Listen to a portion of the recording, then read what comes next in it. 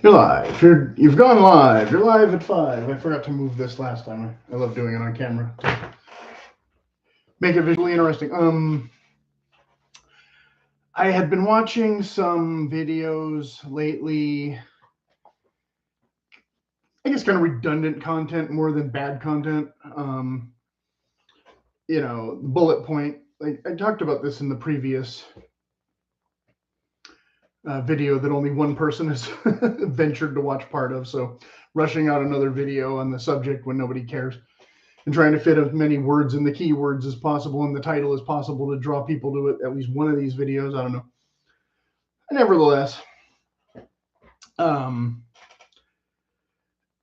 the thing I can't recall if I mentioned this in one of the film videos or one of the more recent videos, but typically I focus on how to rewrite scenes of a screenplay or plot holes and things like that without really delving into so much story structure and bullet points of how to do characterization, because like I said, there's already tons of this content and I watch some of it too just as refreshers or just to see what this person's take on it is.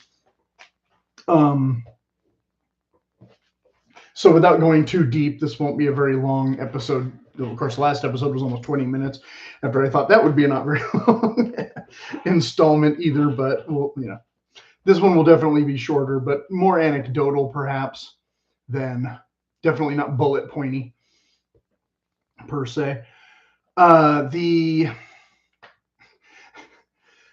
the main point of that I want to impart, that I don't know how to chapter this exactly, is this idea of kind of the either or of, should you be working on multiple projects at a time or should you be working on just one?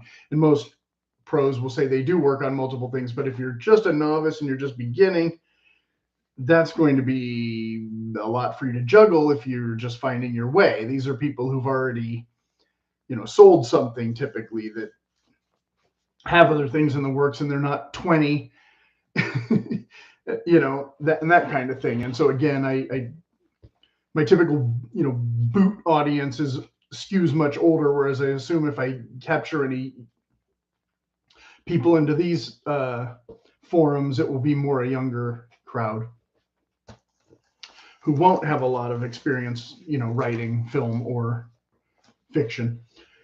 And so to them, I would, caution, walk before you run kind of thing. But on the other hand, the main point, like I said, of contention was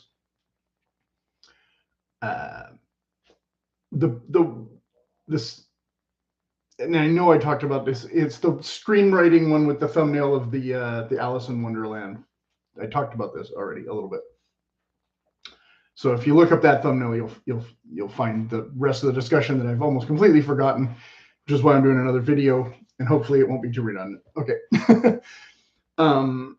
In some of the how-to books, they will say, get your idea, do your idea. If while you're doing that idea, you keep having ideas for other projects, you'll always get sidetracked and never finish them. Okay, yes and no. And like I said, I don't remember if I really addressed this in that video or not. So, and I probably did. But for my own head, I want to say it again.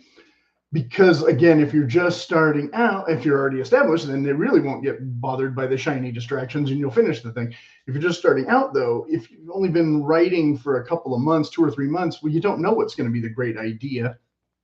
And I know I've personally wasted tons of times, enjoying just the process of the magic of the words on the paper of stuff that nobody would ever want to read and thinking that was a novel in the works, And so the shiny distractions that I came up with often were actually more probably commercially viable projects that I should have thrown that away and gone and jumped onto that instead. And so, I think if it's, less than a year, and you're having these other ideas, I think it's perfectly fine to just write them. Don't worry about, plotting the whole thing and all that so much. It's just getting those initial ideas down. Because how long does that typically take if you're not that serious about it? Half an hour, maybe, if you expand it a little farther.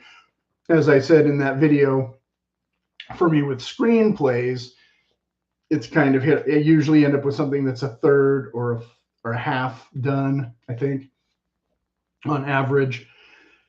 Just culled from other things. Like, okay, everything can go in this file and I'll figure it out later. Excuse me. And not getting distracted from my other more focused thing. Just kind of putting this aside but knowing that it's there. And then later when I go back and I'm looking to poach dialogue or scenes or something, I already have it. And I find that it's very easy to cut and paste in the modern age. and that was what I was leading up to with my bit about the anecdote was, like I said, which is better? Is my way better or is this way better? I don't know. What works better for me? I had a friend many years ago who wanted to write a novel, and he was very, very much more structured in things than I was. I was more the Kerouac school of, like I said, let's see if I can write a book in 3 days because Jack Kerouac did. Yes, you can, but it's terrible. Nobody wants to read it. You don't want to read it. Still, you don't want to reread it. Whereas he had all these plot points and characters and overlapping subplots and things and worked out in his head before he had kind of written it. I don't know how much he actually wrote it, that he, ever finished the thing, but he was very determined. He only had a typewriter. He didn't have a computer yet. And so he was like taking Sharpies and like inking in the ribbon so that the type would, show up on the page faintly for just one more page, kind of thing. And then having to stop every 3 lines or whatever sometimes and having to do that. And just,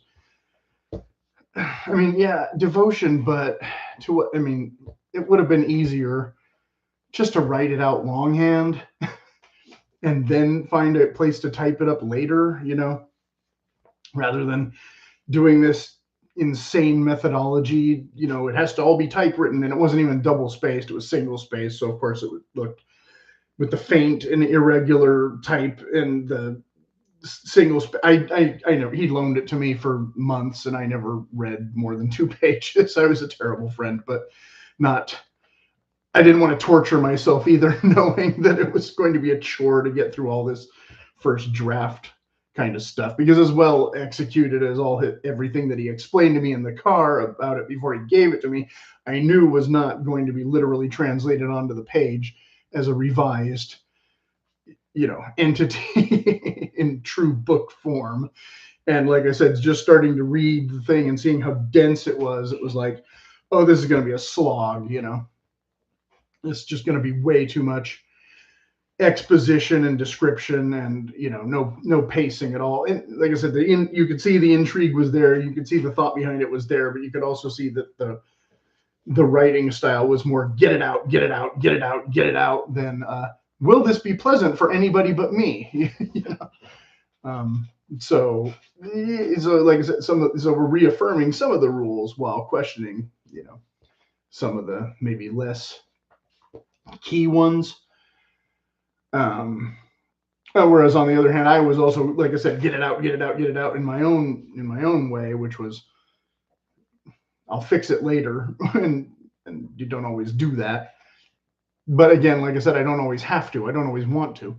Sometimes I know that somewhere buried in there is those lines, and I can just use a word search to hopefully find them in a reasonable amount of time and reread it and see if it's useful for this other thing or not, So yeah, I guess I'll just stop there for a change instead of trying to make this longer or funnier or whatever that it is. Or if it's not useful at all, then so be it, whatever. Nobody watched my other video anyway. Maybe you'll find this one instead. And if you do have any questions, as always, please free to leave them in the comments, because surely I've forgotten something you would like me to mention. And no, your name does not have to be Shirley. Ha ha ha. So yeah, we'll just kind of leave it there, I guess, for a Sunday morning.